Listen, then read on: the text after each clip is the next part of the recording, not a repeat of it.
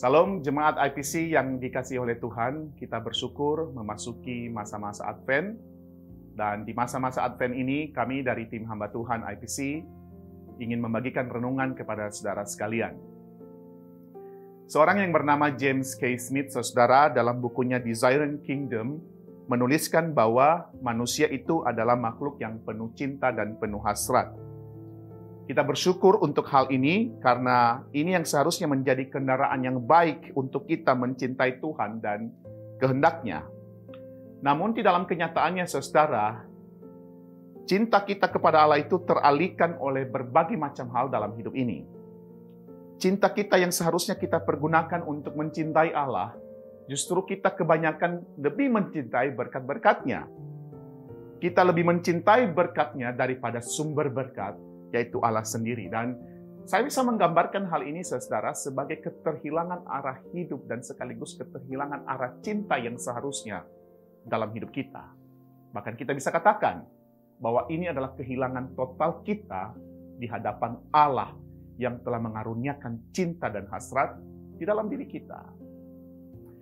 Untuk melihat hal ini, saudara, saya ingin mengajak kita melihat kisah anak yang bungsu dalam Lukas pasal 15 ayat 11 sampai 32. Kisah ini, saudara, dimulai dengan keinginan dari anak yang bungsu mendapatkan harta warisan dari sang ayah, saudara.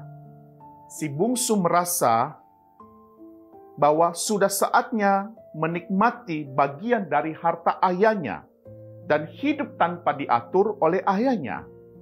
Dia itu punya gairah dan cinta untuk menikmati hidup dan perjalanannya sendiri.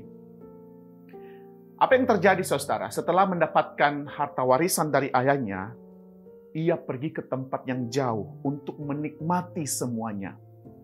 Di sana, dia menikmati hidup sebebas-bebasnya, hidup tanpa aturan.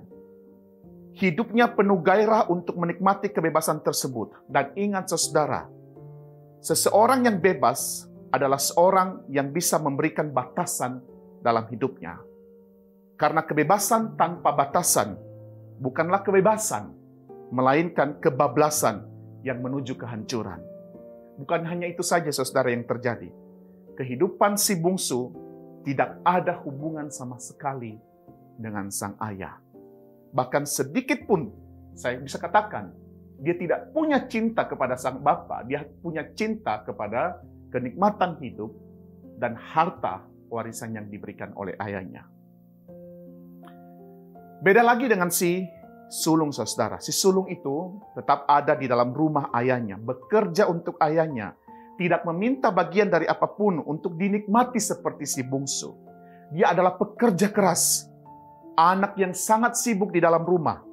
Bahkan saya mungkin bisa gambarkan, saudara, karena terlalu sibuk bekerja di rumah ayahnya, bekerja di ladang ayahnya, anak yang sulung pun tidak punya waktu bersama dengan ayahnya. Jangankan dia mencintai ayahnya, saudara, untuk bertemu dengan ayahnya beberapa menit saja, mungkin dia tidak punya waktu. Karena dia begitu sibuk, bahkan saya bisa katakan, dia begitu mencintai pekerjaan yang yang ayahnya berikan, sampai dia lupa bahwa ada orang yang harusnya dia cintai, yaitu ayahnya sendiri.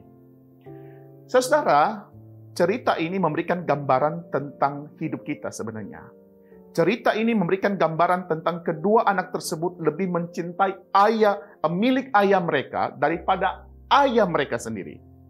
Si sulung mencintai pekerjaan dari sang ayah. Si bungsu mencintai harta warisan yang diberikan oleh ayahnya. Dan saya bisa katakan, saudara, keduanya telah kehilangan arah. Keduanya memiliki cinta, memiliki hasrat, tapi bukan untuk sang ayah, tapi kepada pekerjaan dan harta warisan. Saudara, ini adalah gambaran manusia hari ini, bukan?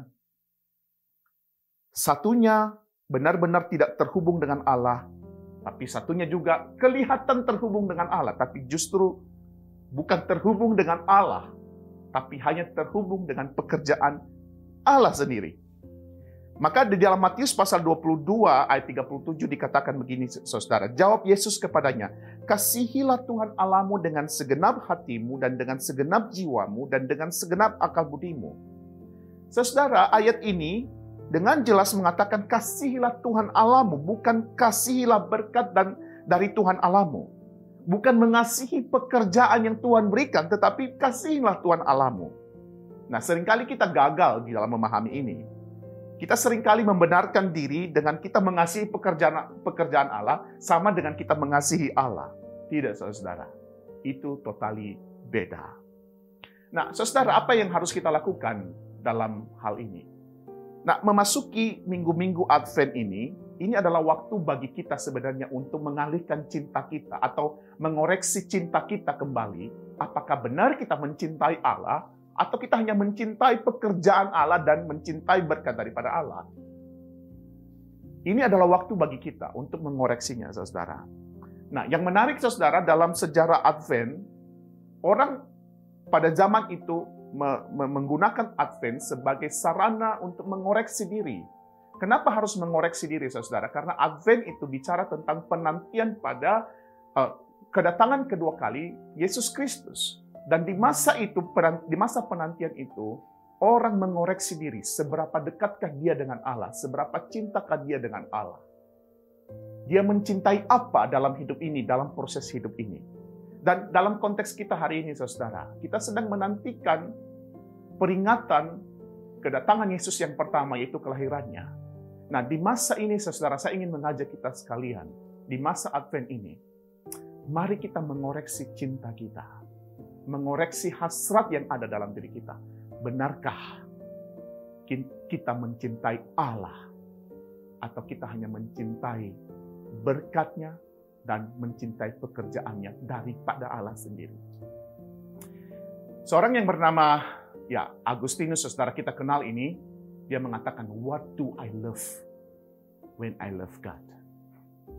Pertanyaan ini, saudara, hendaknya menjadi pertanyaan bagi kita, pertanyaan reflektif bagi kita di masa-masa Advent. What do I love when I love God? Kiranya Tuhan memberkati saudara sekalian. Amin.